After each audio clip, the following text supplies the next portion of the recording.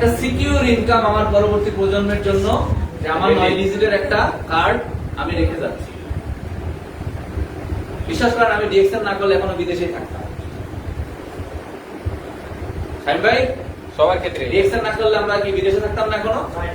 অবশ্যই। আমার একটা লিডার আছে আমার টিমের, কুয়েত প্রবাসী, হ্যাঁ, ওনার নাম কালাম, উনিও এসএসডি। আপনারা হয়তো বা দেখবেন, উনি আবার সোশ্যাল মিডিয়াতে খুব ভাইরাল। যশোরে অফিস আছে ওনার, যশোর সার্ভিস সেন্টার। আবুল কালাম 18 বছর কুয়েতে ছিল। ভাইরাল করতে মানে লাইফ টাইম বেশি করে, আমরা করি কম আর কি।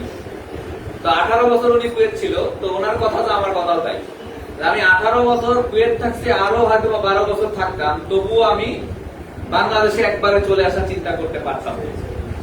কারণ ওনার ছেলে দুইটা, এতটুকু কেবল বাড়ি হয়েছে, একটু জায়গা কিনছে, দুইটা ছেলে আছে, ভবিষ্যৎ কুয়েতে থাকা লাগবে। উনি কি ব্যাক করার চিন্তা ভাবনা করতো? করতো না। কিন্তু আমার ক্ষেত্রে আমি মালয়েশিয়াতে ভালো ভালো চাকরি করছি, ভালো বেতন পাইতাম, দেশে তো আমি জিরো। তো ভয়েই তো আসতাম না, দেশের যা অবস্থা, তাই না?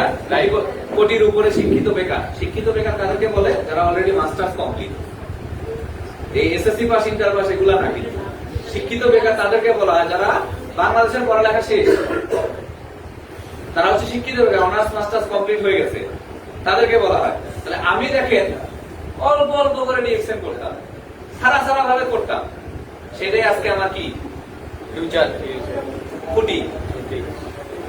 এটা যদি না থাকতো আমি এখনো বিদেশেই থাকতাম।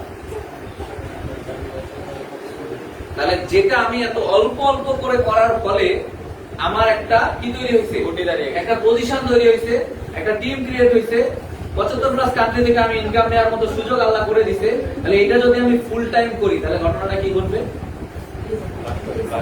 যে কাজ হয়েছে 20 বছরে, সে কাজ হবে অনলি 2 থেকে 3 বছরে। রাইট আর রং? তাহলে ডাবল হবে। ইয়েস। তাহলে ডিএক্সএন এর ফিউচার আছে। ডিএক্সএনটা সবার জন্য। ডিএক্সএন ওই যে বললাম, ডিএক্সএন আপনি করবেন আপনার ভালো লাগা থেকে, ভালোবাসা থেকে। যা আপনি যদি চিন্তা করেন যে আমি পড়ালেখা করছি, করেন। আমি চাকরি করছি, করেন। আমি ব্যবসা করছি, করেন। আপনি যে পেশায় আছেন সেটা করেন, ডিসাইড করেন কতদিন করবেন। ধরেন আপনি চাকরি করছেন, আজকে সিদ্ধান্ত নেন। যেমন আজকে দেখেন আমরা একটা ঘরোয়া পরিবেশে আমরা একটা মিটিং করছি, তাই না? এখন আপনারা যদি আমাদেরকে না দেখেন, না দেখতেন,